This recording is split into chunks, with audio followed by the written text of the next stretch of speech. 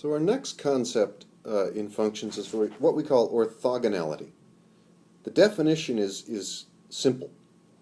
So we already know about normalization of a wave function, and in our new fancy bracket notation, we express normalization as what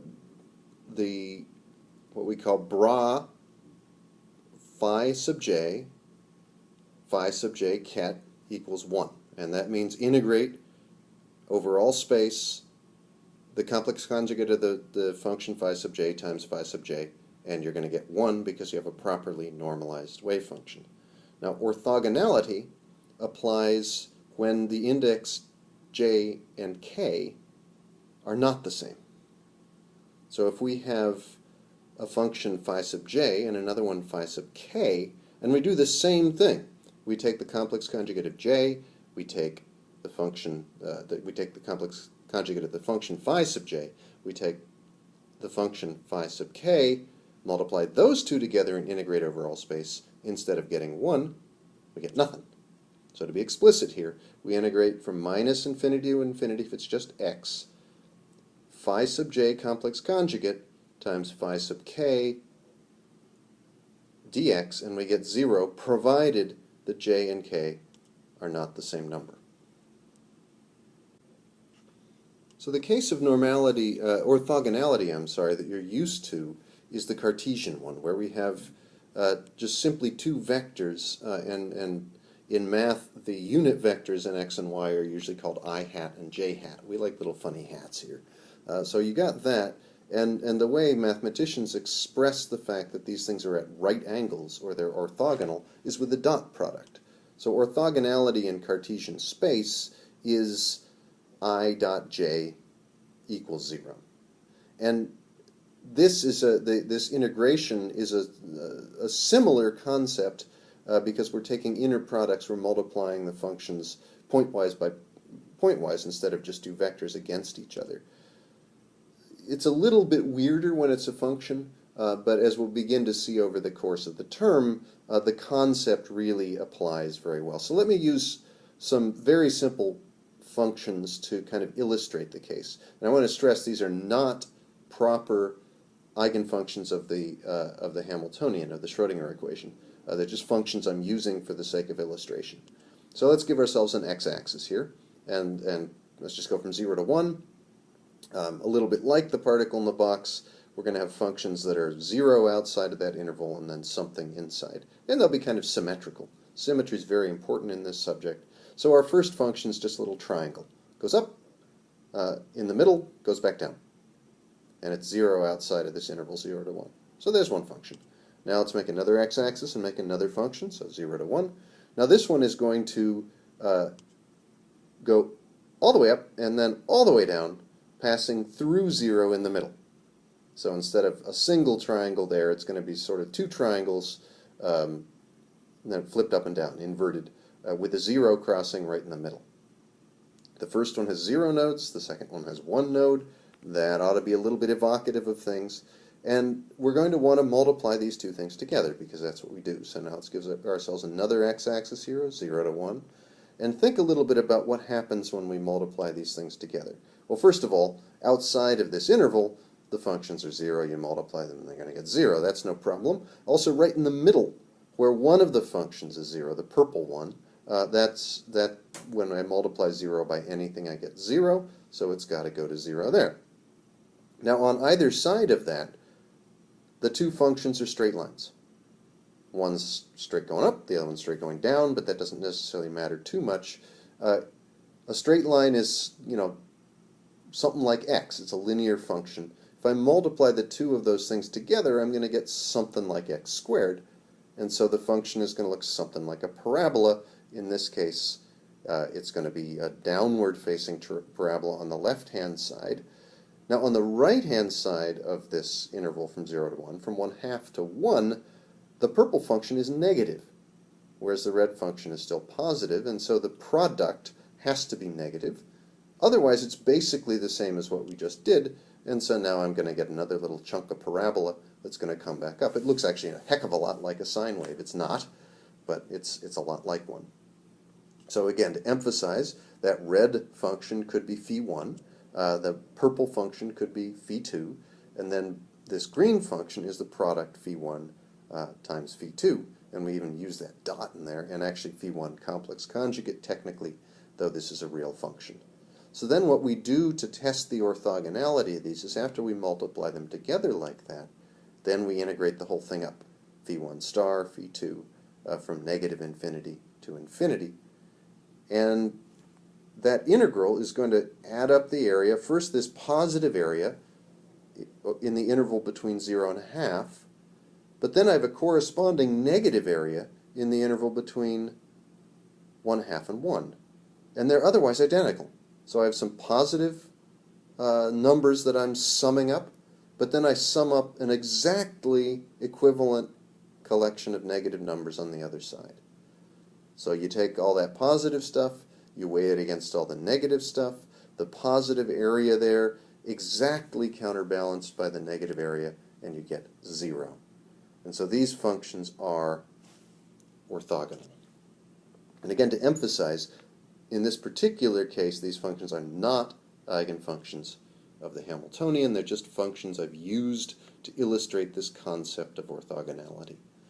So very, very often you can use the symmetry of the functions themselves to establish that they are orthogonal. And actually the symmetry of molecular orbitals has an enormous amount to do with the way that we think about chemistry. There's an extremely famous book called The Conservation of Orbital Symmetry by Woodward and Hoffman that's responsible for the Woodward-Hoffman rules of synthetic organic chemistry and physical organic chemistry. Those are fundamental to how we understand the way that, that molecules interact. And we learn that the symmetry of the molecular orbitals can often guide chemical reactions. That actually is an issue of orthogonality of wave functions. So with situations like this phi1 and phi2 here, phi1 clearly has even symmetry about the midpoint, about x equals 1/2. You flip it either side, it's the same value, whereas phi2 clearly has negative symmetry about that midpoint of x equals 1/2. And if I take two functions, one of which has positive symmetry and one of which has negative symmetry, if I identify the appropriate axis of symmetry in the first place, those two functions are always going to be strictly orthogonal to them, to each other. It doesn't take much to figure that out.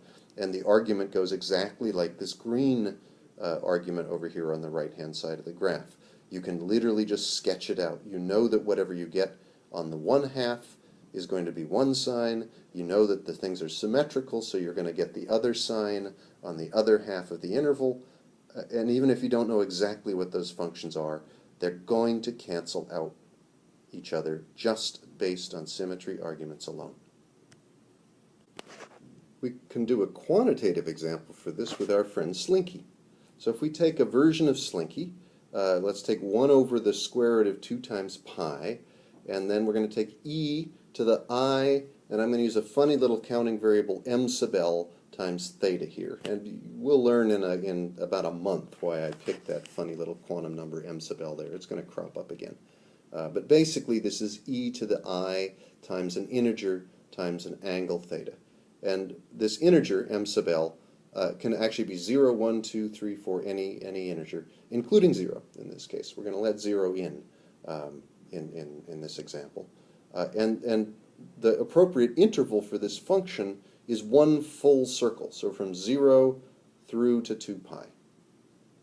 This is what we call a repeating function, so it'll be the same every other interval. So we only really need to consider it from 0 to 2 pi because of this repeating boundary condition of this repeating function here. So let's do the work. We're going to integrate from 0 to 2 pi. The 1 over root 2 pi, so there's two of them, so I get 1 over 2 pi when I square it. And first I need a complex conjugate. So I'm going to take e to the minus I times, now my integer I'm going to call j. So for this one, m sub l equals j times theta. And then I'm going to multiply, so that's my phi j star, the complex conjugate, because I have a minus sign in front of the I. Now I'm going to multiply that times e to the I k times another theta. And that's my function phi sub k. So k is a different integer, and then d theta the whole thing.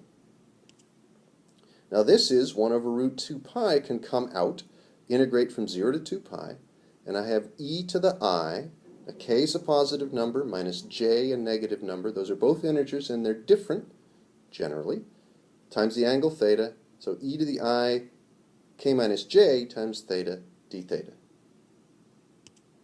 Okay, well this is 1 over 2 pi, and now the I k minus j, when I integrate e to the lambda theta d theta, I get a 1 over lambda, because when I differentiate it, I'm going to want to cancel that out. So we get a 1 over k minus j there. And then the rest of the integration, you just get exponential back again, right? So this is going to be e to the 2 pi I times this number k minus j, as we see there. The 2 pi is from the upper limit of the integration, minus e to the 0. The 0 being from the lower limit of the integration. Those are both 1. E to the 0 is obviously 1, but e to the 2 pi I times any integer, because k and j are both integers, so e to the 2 pi I times any integer is also going to be 1. And so this is just 1 minus 1, and that is 0. As long as k does not equal j, it is 0. So it worked. Slinky is orthogonal to Slinky as long as we only allow ourselves these integer versions of Slinky that perfectly repeat. So it's essential that the function be the same at 0 and 2 pi. And in fact, we set it so it's exactly 1 at 0 and 2 pi. Then it works. More generally, this is equal to what we call Kroneker's delta, delta jk, where delta jk is 1 if j equals k, and 0 if j does not equal k. Because you can work it out, this function is 1, this integral over here is 1 when j equals k, because then it's 1 over 2 pi, the integral from 0 to 2 pi of 1 d theta. And so you just get 2 pi divided by 2 pi. That's the normalization we already established for Slinky the previous time. So this way, this Slinky I set up here is what we call orthonormal. It's normalized properly so that when I integrate the square of the function over the appropriate interval, I get 1. But if I have two different versions with different tag numbers, different quantum numbers, and I try to integrate those two up with the appropriate complex conjugate and everything like we just did, I get 0. And those two together, in mathematical jargon, is this funky Kroneker's delta thing that we call delta jk. So in the end here, we're left with a concept that we call orthonormality, or orthonormal. And so you'll remember I talked about what I called an orthonormal basis set. And in our little jargon here, our concise designation, the way we write this is that if I have two functions, basis functions phi j and phi k, and they are normalized properly and also orthogonal to each other, then if I express it in this bracket notation, I have bra phi j ket phi k is going to be equal to this term delta jk. And that means that if j equals k, if they're the same counting number there, the same quantum number, then it's going to be 1. And otherwise, if j does not equal to k, then this thing is going to be 0. So this thing called Kroneker's delta is the physicist's way of expressing 1 if these two quantities are the same, 0 elsewise, and it gives me the complete description of this, that I get those two things. Tra-la, so what? Well, let's do a little bit of an example here. If I have a function psi, a wave function psi, and I express it as some coefficient c1 times a basis function phi1 plus some other coefficient c2 times a basis function phi2, where the sum of those two coefficients squared is equal to 1. And think again of the case where we were expressing the particle in the box wave function sine as the linear combination of the phi plus and phi minus functions as the simplest example of that. But in general, I can always do this. If I have that condition, then let's look what happens if I take the magnitude of the wave function squared. So in our bracket notation, the magnitude of the wave function squared is bra psi ket psi. So that means the integral of from negative infinity to positive infinity over all space of the complex conjugate of psi times psi dx, okay, or d space, d volume. And because this is a properly normalized wave function, we expect that to be 1. But now let's take the expansion and just work through this.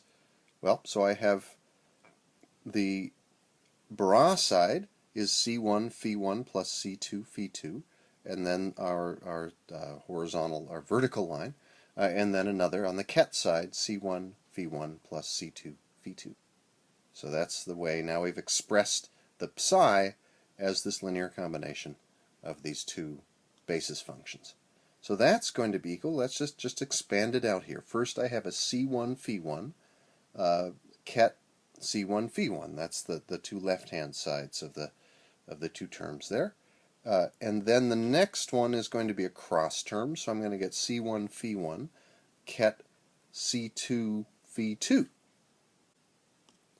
Then there's the other cross side, so there's a bra C2 phi 2 ket C1 phi 1, and then the symmetrical term again, bra C2 phi 2 ket C2 phi 2. So now we can pull out the constants because they're just constants in an integral. So this becomes the bracket C1 C1, the amplitude C1 squared, times bracket of phi 1 phi 1, which is the actual integral of that function over all space with the appropriate complex conjugate.